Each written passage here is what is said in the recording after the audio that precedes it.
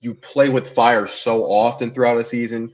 Cal, Virginia Tech, Duke. I mean, it took their QB throwing 4 interceptions, that 4 total turnovers in that game for Miami to kind of really turn it on and put their foot on the gas right there with them. I like you can't you shouldn't have to rely on that to get week through week. I mean, even Wake Forest was a struggle for parts of that game when the offense wasn't really going. It was really the one game the defense consistently kind of put a stop to things during that game. Like you want things to be I don't want to say easier because it's like yes, you do want things to be easier in terms of getting through a game, but good teams are always battle tested. So obviously, you're not going to go an entire season blowing teams out. You're not going to go an entire season kind of running shop through the ACC. And you need to be tested because when you are tested, it helps you withstand those moments. But when you play with fire so often, like Miami did last year, it's going to end up biting you. And it did in the most crucial parts of the season. Yeah.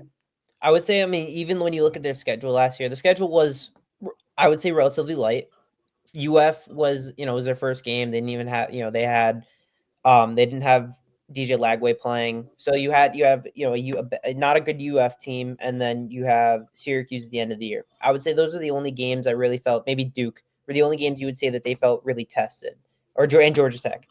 This season, you add a much better UF team, a Notre Dame team that still has Jeremiah Love, an SMU team that was just in the college football playoff, what you would expect to be at least a better FSU team, and Syracuse again. So these are all matchups that you're looking for, that these are games that will obviously help our resume, but these are games that we're going to be more battle tested. And the hope is if the team plays to the level that we're expecting them to, and they show, maybe they lose one game, maybe they lose to Notre Dame and then they blow everyone else out, or they play better football than they were last year. I think that they have a legitimate shot at, I felt like last year the committee really didn't like us, or at least that the fans didn't really support us.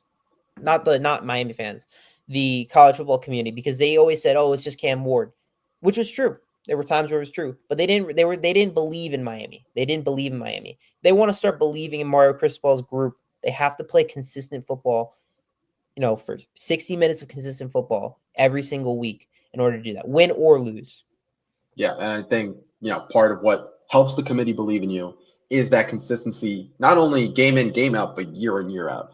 Yeah. So you can't have a situation where Miami goes on an upward trajectory, then down for a few years, and then up like it's been, in recent history. You want to kind of set a tone where, this team, maybe it's not a 12-win team every single year, but you're consistently 9, 10, 11 wins year in, year out, challenging for the ACC, challenging to make the college football playoff, making consistent appearances. And, I know it doesn't feel like it matters as much given that Cam Ward didn't play for half of the game. But coming home with bowl wins, I think even if it's not one of the big, New Year's Six bowls at the end of the year, like coming home with those wins and having them on your resume as a team, showing that you're a consistent program like that, those end the year strong, even if guys are sitting out, is always important. I think it sets the culture for the team kind of going into another year. Like you want to end off strong, and if not to harp on Emory too much, but not being able to come home because the offense got way too conservative and didn't trust the guy to throw, kind of is not the way you want, and you want more consistency even in those games that at this point some people don't feel like they matter, but they matter in the grand scheme of things. Yeah, and you're right about all of that, and I do think that a lot of it starts with recruiting again, and which is, I believe, Mario's biggest strong suit. And one of Mario's biggest wins, at least I saw over the course of the recruiting, at least last week, was flipping Brody Jennings, the cornerback from who was committed to Michigan from July 2024. He's from Jacksonville, Florida guy again. Commits to Miami on Saturday. It's a big flip. Another guy that you want to keep flipping guys. The more games, the more guys that you flip, the more that you're getting these guys. You continuously build a better program for years to come. That's what's going to stand Miami out if we want to be we want to be considered the best team in the ACC year in, year out. We do. you want to be considered to the tier of the Big Ten schools, the tier of the SEC schools, the Alabamas of the world. You want to be considered like those schools. And the only way to do that is to be top 10 in recruiting every single year, top 5 if you're really stretching it. And right now we're they 247 and On3 have us around the top 10, around 7th right now in 2026. And I think that Mario's done a pretty good job overall in the recruiting path. I think he had a great win with Brody Jennings.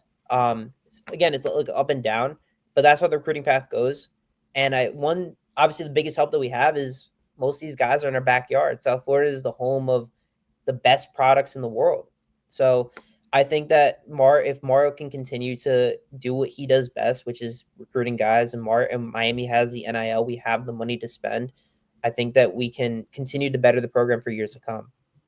Yeah, that, like you just said right there, it's like keeping guys home, keeping guys in state, and not letting them escape. Like we brought up earlier, a guy like Jeremiah Smith, who might be the best receiver in college football. Years come. Already, people think he's a bona fide top of the draft pick. Like it's like if you can't keep a guy that's special home and are in our backyard when you were so close, it hurts trying to develop that consistency.